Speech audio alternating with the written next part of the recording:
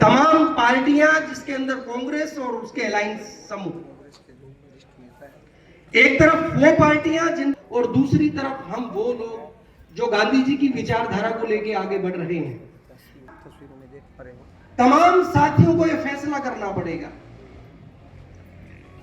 सिर्फ 25 दिन का समय हमारे पास, 25 पूरे रहे भी नहीं है, 22 दिन का इंतजार हर व्यक्ति को था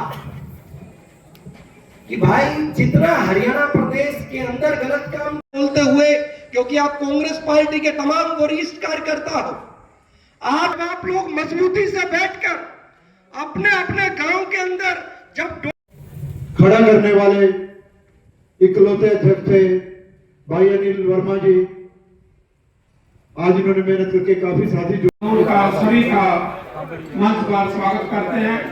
और सभी हम ज्यादा टाइम ना लेते हुए, क्योंकि हमारे कैंडिडेट साहब भी पहुंचने वाले हैं और हम सभी साथी उनका स्वागत के लिए यहाँ पर बैठे हुए हैं, वो हमें तय करना पड़ेगा। हमारा कैंडिडेट, हमारा जो प्रत्याशी है, वो हर गांव तक नहीं पहुंच पाएगा। 23 दिन के अंदर 600 से ज्यादा गांव के अंदर पहुंचना अकेले प्रत्याशी के बस की बात नहीं रहती। अब हमें करना क्या है, हम सबको कांग्रेस पार्टी का एक चेहरा बनके वो गांव गांव गली गली जाके इस बात को बताना है कि किस तरीके से ये लोग हरियाणा प्रदेश के अंदर इंडिया अलायंस के कैंडिडेट्स को चुनाव में लड़ने देना नहीं चाहते। किस तरीके से आम आदमी की लड़ाई लड़ने वाले चेहरों को जबरदस्ती करके जेल में डालने का प्रयास या गलत तरीके से उनको बदनाम करने का प्रयास से सरकारें लगातार कर रही हैं। साथियों, बहुत सारे फोन आते हैं, सुबह से इस प्रकार का उत्साह दिखाई देता है। हर साथी एक बात कांग्रेस पार्टी और इंडिया अलायंस का आया हुआ है। कुरुक्षेत्र के अंदर आपने देखा कि अध्यापकों को यमुनानगर बुला के पीटा। इस समाज में आशा बहनें जो गांव के अंदर काम करती है, उनको सड़कों के ऊपर घसीटने का काम किया। Mid day meal worker, anganwadi worker, यहाँ के नंबरदार, यहाँ के चौकीदार, समाज के एक भी वर्ग इन्होंने ऐसा नहीं छोड़ा जिसके ऊपर लाठियां न बांधी हो। ये उचित समय है, हम सब लोगों को एकजुट होकर हर संभव प्रयास ये करना चाहिए। ये बात सही है कि अब लड़ाई पब्लिक वर्सेस खट्टर की हरियाणा प्रदेश के अंदर है। आज करनाल के अंदर लोकसभा का प्रत्याशी कौन है, अकेला ये मायने नहीं रखता, प्रत्याशी तो अच्छा है ही, इसके अलावा पब्लिक वर्सेस खट्टर का की लड़ाई है। और निश्चित तौर पे लोग वो खट्टर को यहाँ की लोकसभा से बाहर देखना चाहते हैं। तो तमाम साथियों से मेरा अनुरोध है कि हम मिलकर संकल्प लेना पड़ेगा कि अगर इन 5 सालों के अंदर चूक गए तो दोबारा वोट डालने लायक हम नहीं बचेंगे। केजरीवाल जो आज देश के अंदर और विदेश के अंदर एक मॉडल बने हुए हैं, उनको जेल में डालने का काम किया। मनीष सिसोदिया जी, जिन्होंने शिक्षा में ना इस देश के अंदर, इवन यूएसए के अंदर भी नाम चमकाने का काम किया, उनको जेल में इस तानाशाही सरकार ने डालने का काम किया। सत्येंद्र जैन, जिन्होंने एक मोहल्ला क्लिनिक का मॉडल बनाया, जो देश में नहीं विदेश से भी आके जिन्होंने देखा, उसको भी जेल में डालने का काम किया। एक आदिवासी मुख्यमंत्री जो अपने आदिवासी समाज का पूरा ध्यान दे रहा था, सुधार कर रहा था, उसको जेल में डालने का काम किया। आज जो ये गठबंधन हुआ है इंडिया अलायंस का, वो आप ये सोचिए कि ये जो गठबंधन है, ये 2 पार्टियों के बीच की लड़ाई नहीं रह गई है, ये लड़ाई इंडिया और बीजेपी के बीच की रह गई है।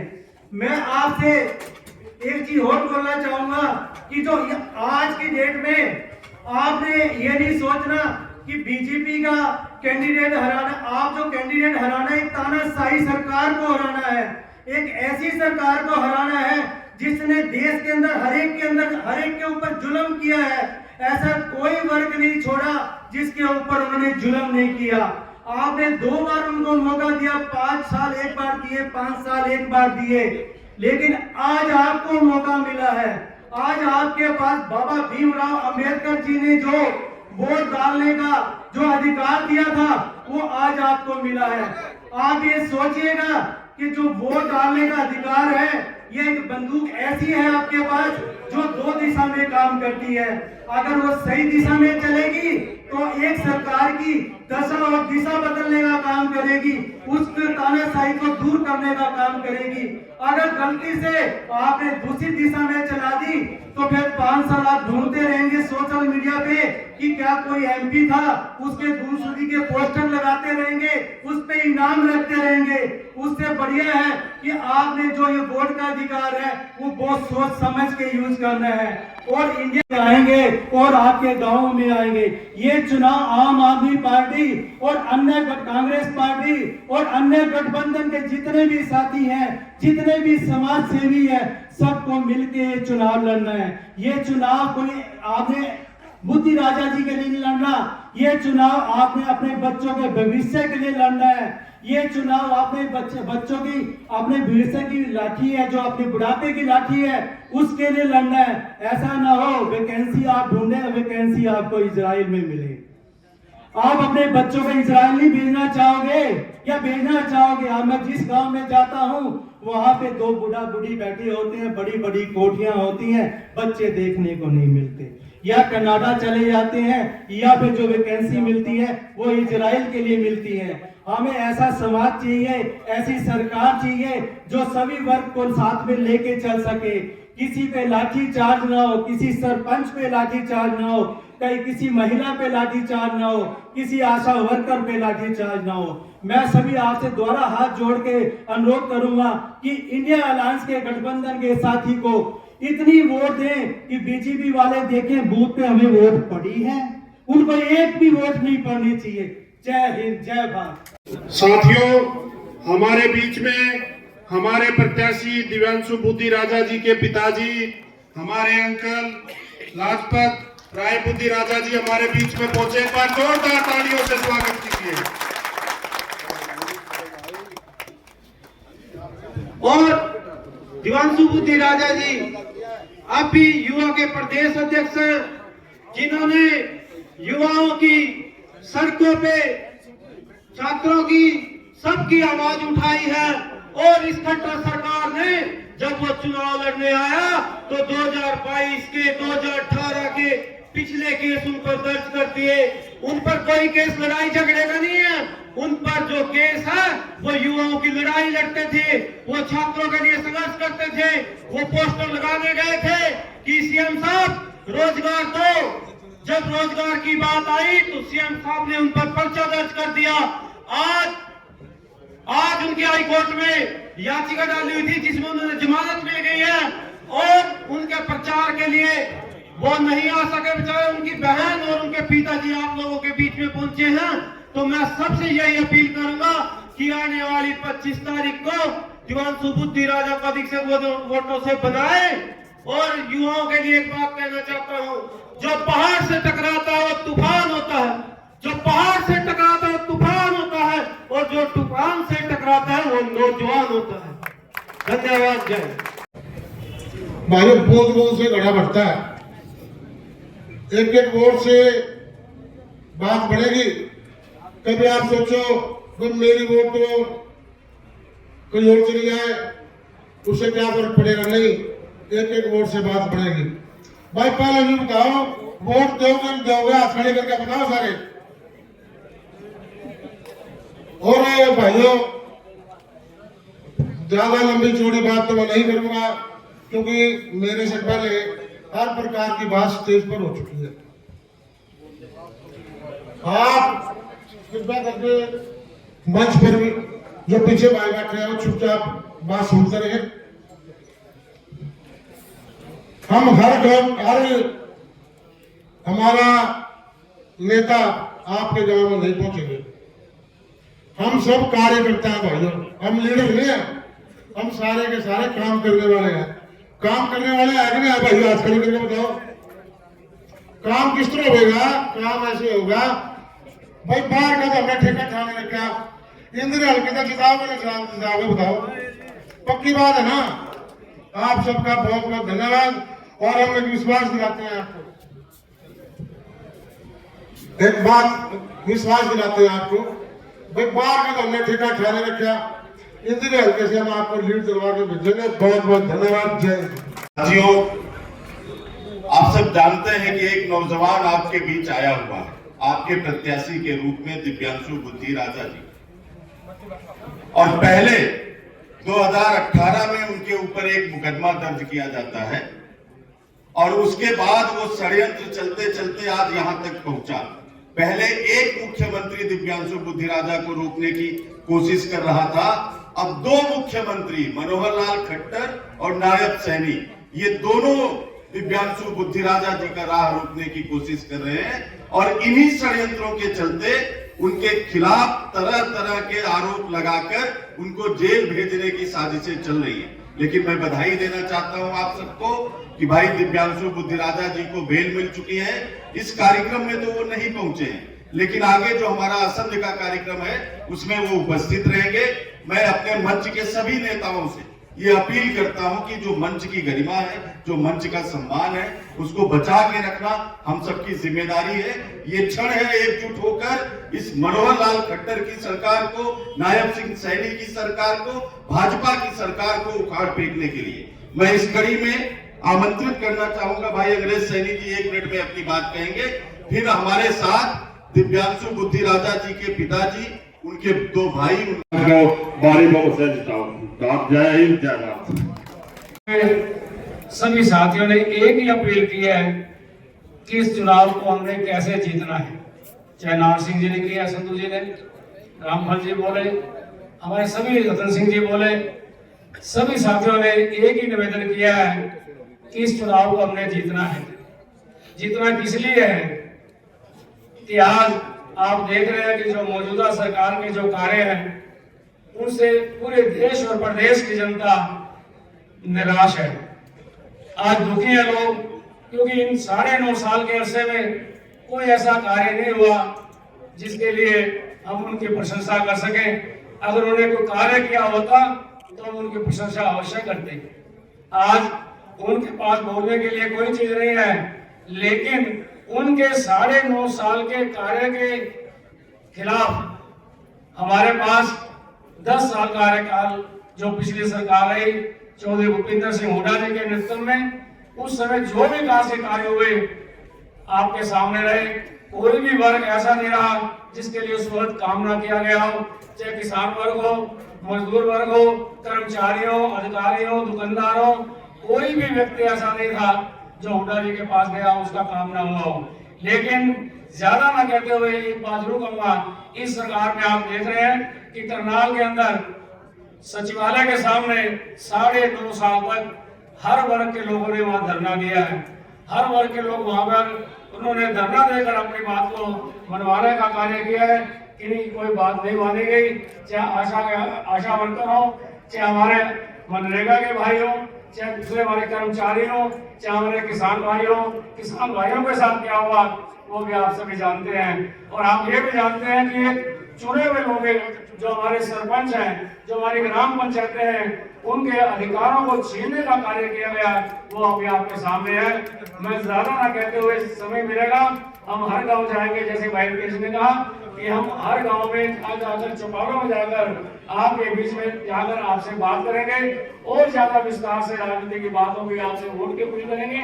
आज हमारे यहाँ कार्यकर्ता या जितने भी यहाँ आए हैं, आपका बहुत बहुत आभारी हूँ, आपका धन्यवाद करते हैं कि आज आप सब मिलकर यहाँ आए हैं। ये कार्यक्रम आपका सबका साझा कार्यक्रम है, आप सब इसमें शामिल हुए हैं। सभी समस्त कार्यकर्ता जो हमारे कांग्रेस के हैं, जो हमारे इंद्र हल्के के हैं, उनका मैं बहुत बहुत धन्यवाद करता हूँ। जय कांग्रेस। भावना अरोड़ा हूँ। खट्टर सरकार ने से मेरा एक सवाल है कि मेरे भाई का क्या कसूर था जो उसको अंदर किया गया? उसने किसके लिए काम किया? युवाओं के लिए काम किया। उस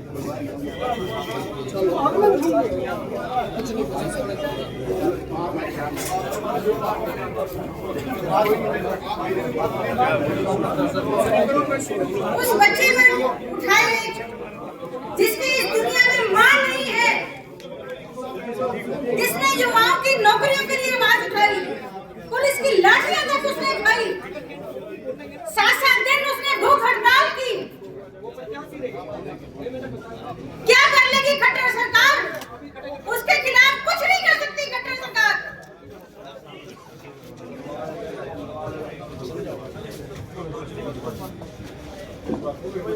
कितनी देर रख पाए वो अंदर उसको? 2 घंटे तक भी अंदर नहीं रख पाए। मेरे भाई को जमानत मिल गई है।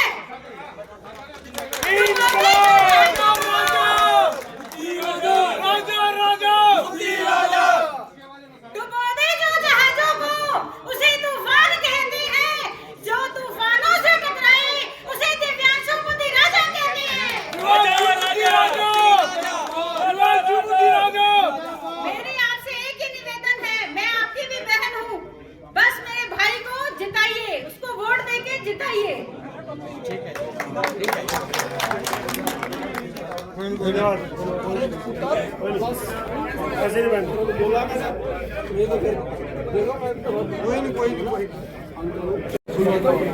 विधानसभा की पूर्व प्रत्याशी डॉक्टर नवजोत कश्यप जी 2 मिनट में अपनी बात रखें और मैं राकेश कंबोज जी से खुद से माफी मांगता हूं। और ये एनर्जी आप लोग जो देख रहे हैं ये कांग्रेस की एनर्जी है, लोकसभा में काम आएगा खट्टर को हराने के लिए। उसके बाद खाने का प्रोग्राम है, सभी भाई खाना खा के जाएंगे, कोई भी भाई ऐसा ना रहे जो खाना खा के जाए। उपलब्धियां गिनाने का नहीं है, अब अपनी उपलब्धि हासिल करने का है। और हमारी उपलब्धि तब हासिल होगी जब हम अपने लोकसभा प्रत्याशी को भारी मतों से यहाँ से विजयी बनाकर भेजेंगे। क्योंकि बात हुई थी, आपने सुना होगा, बूंद बूंद से सागर भरता, बूंद बूंद से सागर भरता, ईंट ईंट से नहर बने, तार तार से ताना तंती, मकड़ी सुंदर जाल तने। तो हमारा जाल हमारे युवाओं का जाल है, जो गांव-गांव में काम करेगा, जो हमारे प्रत्याशी के लिए वोट की मांग करेगा। क्योंकि हमारी सारी हम एकत्रित होकर तभी हम इस प्रत्याशी को जिता सकेंगे। जब हम अपनी बात रखते हैं तो हम सब कह रहे हैं कि हम संगठित हैं। संगठित अगर हम होते तो आज हमारे सिर्फ नेता का नाम चलता, आज राहुल गांधी जी का नाम चलता, आज किसी और व्यक्ति का नाम ना चलता। बात चलती है, हम लोग कह रहे हैं कि हम असंगठित हैं। हमने संग मिलकर चलना है, संग मिलकर चलने की ठानी है, तो संगठन बनकर चलना है। तो आज हम सब यही कसम खाते हैं कि हम संग मिलकर चलेंगे और हमारे प्रत्याशी को भारी मतों से जिताएंगे, जो आप लोगों के लिए बहुत ही आसान है। क्योंकि ये जो कार्यकर्ता है ना, ये कार्यकर्ता रीढ़ है, इसे ऐसे रीढ़ नहीं कह जाती कहा जाता, क्योंकि रीढ़ के बिना कोई शरीर खड़ा नहीं हो सकता। और कांग्रेस पार्टी की रीढ़ आप सब हैं। आप सब ने एकत्रित होकर मजबूती से इकट्ठे होकर काम करना है और आज बताना है कि हम सब इकट्ठे हैं और अपने नेता के लिए काम कर रहे हैं। हमारे नेता राहुल गांधी के लिए काम कर रहे हैं, जिनकी ये बात थी कि हम सब मिलकर चले। भारत जोड़ो की बात थी, न्याय की बात थी, आजादी की बात थी, सम्मान की बात थी, किसानों की बात थी, मजदूरों की बात थी, सबके हकों की बात थी।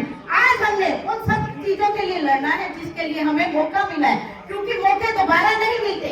आज हमें मौका मिल गया है कि हम उस पार्टी को, उस तानाशाह सरकार को उखाड़ कर फेंक दें जिसने हमें इतने सालों से परेशान कर रखा है। क्योंकि अगर आज हम चूक गए तो दोबारा हमें कभी मौका नहीं मिलेगा अपने लोकतंत्र को बचाने का, अपने महिलाओं के सम्मान के लिए उनको बचाने का, अपने भाइयों के सम्मान को बचाने का, अपने नौजवानों को नौकरियों को दिलाने का, हर चीज के सम्मान के लिए आज हमें एक मौका मिल रहा है। और इस मौके को आप बदलिए, क्योंकि हालात बदलेगा और इस हाथ में इतनी ताकत है कि कुछ भी कर सकता है। और आप संगठित होकर मुट्ठी बनकर काम कीजिए। देखिए फिर किस तरह से भारत में लोकतंत्र बहाल नहीं होता, किस तरह से भारत से भाजपा की सरकार नहीं जाती, किस तरह से अटारी रहा अंबानी का शासन नहीं जाता, क्योंकि ये मोदी का शासन नहीं, अडानी अंबानी का शासन है। पीछे से वो शासन कर रहे हैं, मोदी का ही पुतला है। क्योंकि मोदी जो हमें बातों में फैलाता है, मोदी जो है बहुत बड़ा मदारी है। सुना आता है कभी मदारी का खेल करता है ना, तो पास में क्या होता है कि दो चार चोरियां हो जाती है, किसी का धन लूट जाता है, किसी का कुछ लूट जाता है। इसी तरह मोदी हमें बातों में फैलाता है, मोदी हमें बातों में बदलाता है। वो हमें कहता है मैं ये करूंगा वो करूंगा, और पीछे से हमारा देश का सारा धन लूटा जा रहा है, हमारे देश के नौजवानों का रोजगार लूटा जा रहा है, हमारे महिलाओं की अस्मत लूटी जा रही है। बहुत सी बातें हैं जिसके बारे में कहा जाए तो पूरा दिन लग जाएगा। बस आप लोगों को एक बात कहूंगी कि आपको मौका मिला है, आपको हालात बदलने हैं, हाथ में हालात बदलने, तो एक बार फिर से मिलजुल कर आप सब एकत्रित होकर कहिए कांग्रेस पार्टी। चंद साल पहले हमारे पिताजी को कैंसर की बीमारी का पता लगा, उसके साथ साथ दिल की कुछ गंभीर बीमारियों का, और हमारी माताजी को भी कुछ बीमारियों का पता लगा। भाई दिव्यांशु जो अपने परिवार के साथ बहुत ज्यादा प्रेम रखता था, उसने ये बात परिवार में आकर बोली कि माताजी, पिताजी, मैं अब आपकी सेवा करना चाहता हूं, मुझसे ये बाहर की लड़ाई शायद ना लड़ी जाए, क्योंकि मेरी नैतिक जिम्मेवारी बनती है कि मैं अपने इस परिवार का साथ दूं। तो उस माँ ने, उस पिता ने एक बात बोली कि बोले बेटा, अगर तू यहां रहेगा तो सिर्फ एक माँ बाप की सेवा कर पाएगा। आज हरियाणा के हजारों लाखों बूढ़े बुजुर्ग, हमारे जैसे माँ बाप, जिनका बुढ़ापा इस अंधेरे में डूबा हुआ है, जिनके बच्चों को रोजगार नहीं मिल रहा है, जो नशे की इस बीमारी में जकड़े हुए हैं, उन लाखों माँ बाप बूढ़े बुजुर्गों को एक रोशनी की किरण जो नजर आती है, वो बेटा तेरे में नजर आती है। तू उनकी लड़ाई लड़, उनकी लड़ाई लड़, आगे बढ़, हमारा आशीर्वाद तेरे साथ है। भाई दिव्यांशु ने अपने माँ बाप का ये आशीर्वाद पाकर और ये वचन दिया कि वे माता, हे पिता, आपने जो मुझे ये आज्ञा दी है, ये मैं इसे पूरी करूंगा। और इस दौरान हमारी माता जी का भी देहांत हुआ। भाई दिव्यांशु जो अपनी माता जी के साथ बहुत ज्यादा अटैच था, उस पीड़ा को अपने दिल में छुपा गया, किसी को सामने नहीं आने दिया, क्योंकि माँ को वचन दिया था, पिता को वचन दिया था कि ये लड़ाई, इन नौजवानों साथियों की लड़ाई में आगे बढ़कर लड़ूंगा। उस पीड़ा को दबाकर अपने नौजवान साथियों को कंधे से कंधा मिलाकर पिछले 12 साल से ये लड़का ये लड़ाई लड़ रहा है, और 9.5 साल की सरकार के साथ लोहा ले रहा है। जब कांग्रेस पार्टी ने इसे आपके आशीर्वाद से करनाल लोकसभा से प्रत्याशी घोषित किया, तो पता तो समझ तो ये आ गया था कि इसकी लड़ाई एक नहीं 2 सीएम के साथ है, तो वो कुछ ना कुछ तो हरकतें करेंगे। वो खौफ, वो हार का खौफ उनके मेरे नौजवान साथियों, जिस उम्मीद के साथ इस बूढ़े माँ बाप ने, इस बहन ने अपने भाई को आपकी झोली में डाला था कि वो आपकी लड़ाई लड़ेगा, आज जब उसके ऊपर ये सरकार ये तानाशाही अत्याचार दिखा रही है, तो क्या मैं आपसे ये उम्मीद कर सकता हूं कि क्या आप अपने उस बेटे का, अपने उस भाई का कंधे से कंधा मिलाकर साथ दोगे? कृपया अपने हाथ उठाकर हमें बताइए वो किस मिट्टी का बना है। हम उस सरकार से नहीं डरते, हमें सिर्फ आपके प्यार, आपके साथ की जरूरत है। मैं उम्मीद करता हूं कि जिस प्रेम से, जिस भाव से हमने उसे आपकी सेवा में अर्पित किया था, आप दिव्यांशु को अब उसको उम्मीदों पे खरा उतरेंगे और उससे भी ज्यादा 2 गुना 3 गुना उसके साथ कंधा से कंधा मिलाकर उसका साथ देंगे और इस अत्याचार का बदला लेंगे। जय हिंद, जय भारत। यहाँ आए उपस्थित सभी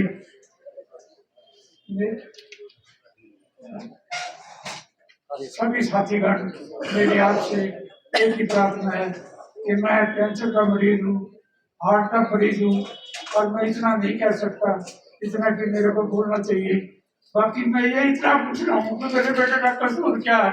और हर एक आदमी आदमी बात कह रहे हैं इतना फिर उसको जेल में भेजना क्या इंसानियत है। खट्टर साहब कब आपने मनमानी जनता आपको बता देगी, जनता आपको बता देगी आपने क्या जुल्म किया। इस सरकार के बस की बात नहीं उसको जेल भेजना। क्या बात कर रहे हो आप? मजबूती की बात करो।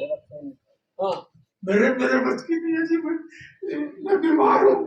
कोई नहीं, ये सारी जनता आपके साथ है। ये जनता हमारी साथ है और इसको बता देंगे। आप 25 मई को आप ये लोग बता दो कि दिवांशु को जेल भेजने का रिजल्ट क्या होता है। मैं इन्हीं शब्दों के साथ आपसे यही प्रार्थना करता हूँ कि आप 25 तारीख को दिवांशु को कांग्रेस आई के लगाए और उसको कामयाब बनाए और उस खट्टर साहब को पता चल जाए कि कितना जुल्म इस चुनाव के समय हुआ है। ये गलत बात है और चुनाव के समय तो भाईचारा होता है, कोई मर्जी भी होती है, लेकिन ये नहीं। अगर उसको जेल डाल दिया जाएगा तो ये पब्लिक उसके बिना अपने आप इकट्ठी हो रही है। कोई नहीं, समय बलवान है। डॉक्टर साहब जो करना है कर लो, आपकी मर्जी।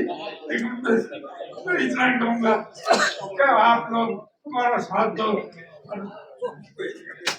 बीमार आदमी का भी साथ दे। आपसे मेहरबानी होगी। जय हिंद, जय भारत।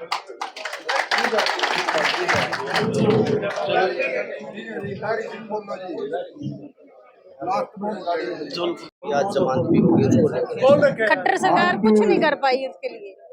2 घंटे में उसने जमानत ले ली अपनी। वो क्या कर रहा है? वो युवाओं की नौकरियों के लिए, किसानों के लिए क्या कर रहा है? सब युवाओं के लिए लड़ रहा है ना।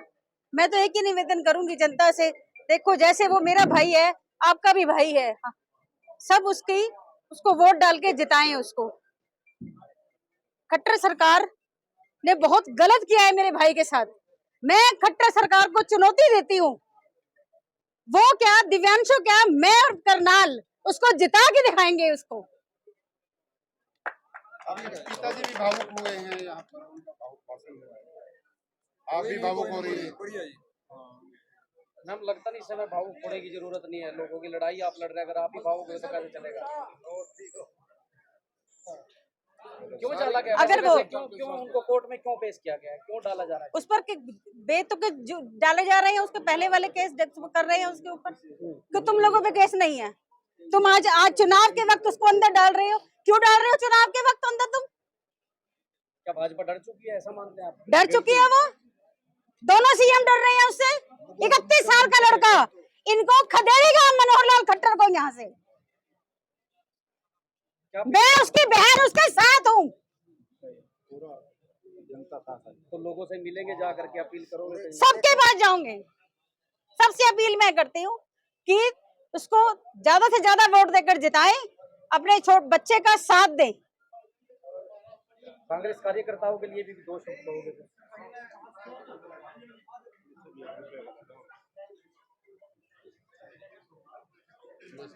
होगा।